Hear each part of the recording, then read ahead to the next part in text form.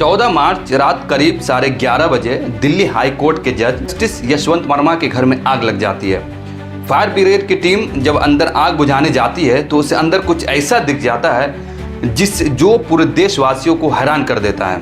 6 दिन बाद यानी 20 मार्च को टाइम्स ऑफ इंडिया में खबर छपती है कि जस्टिस यशवंत वर्मा के घर में जो आग लगी थी उसमें नोटों की बोरियां मिली है और अनगिनत कैश मिले हैं। इस बात की जानकारी खुद फायर ब्रिगेड की टीम ने दी। मीडिया में इस खबर के आने के बाद जस्टिस यशवंत वर्मा ने अपनी सफाई देते हुए कहा कि उनके घर में नकदी बरामद होने की खबर झूठी है और ये सब कुछ उनके खिलाफ रची गई एक साजिश है। उन्होंने अपनी सफाई देते हुए आगे ये भी कहा कि जो आग लगी है वो उनके रेजिडेंशियल बिल्डिंग में नहीं लगी है बल्कि आउट ऑफ हाउस जो स्टाफ क्वार्टर के पास स्टोर रूम है वहां लगी है और जो नोट बरामद हुई है उसके बारे में उसे कोई जानकारी नहीं है। लेकिन अभी भी कई सारे अनसुलझे हुए सवालात हैं जिस पर आज हम चर्चा करेंगे। क्या ये वही न्याय व्यवस्था है जिस पर पूरे देशवासियों का भरोसा है? क्या ये वही अदालत है जिसे लोकतंत्र का तीसरा स्तंभ कहा गया है और जिस पर देश के लोगों का अटूट विश्वास है? क्या न्याय की मूर्ति की आंखों पर अब नोटों की पट्टी बांध दी गई है और न्याय अंधा हो चुका है?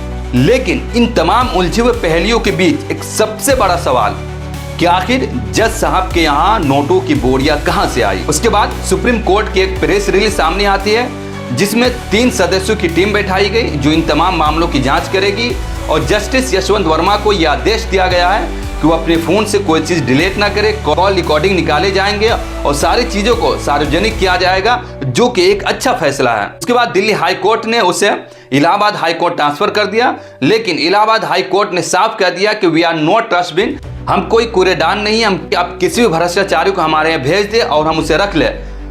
Corruption is unacceptable. लेकिन सवाल अब भी वही बरकरार है कि क्या चीफ जस्टिस ऑफ इंडिया न्याय पर देश की जनता का भरोसा कायम रखने के लिए क्या करेंगे? क्या ये जांच उतनी ही ट्रांसपेरेंसी के साथ होगी जितना कि एक आम आदमी की जांच की जाती है?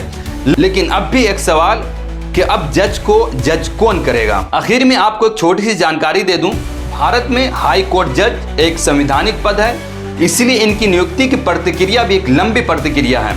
इनकी नियुक्ति हाई कोर्ट और सुप्रीम कोर्ट के जज मिलकर सरकार की सहमति के साथ करते हैं। अगर हाई कोर्ट और सुप्रीम कोर्ट के जज को इस तरह के मामले में पाया जाता है तो उनको हटाने के लिए अगर लोकसभा के 100 सांसद और राज्यसभा के 50 सांसद अगर प्रस्ताव देते हैं तो सदन अध्यक्ष या सभापति इस प्रस्ताव को कबूल करेंगे और उसे हटाने की प्रतिक्रिया करेंगे।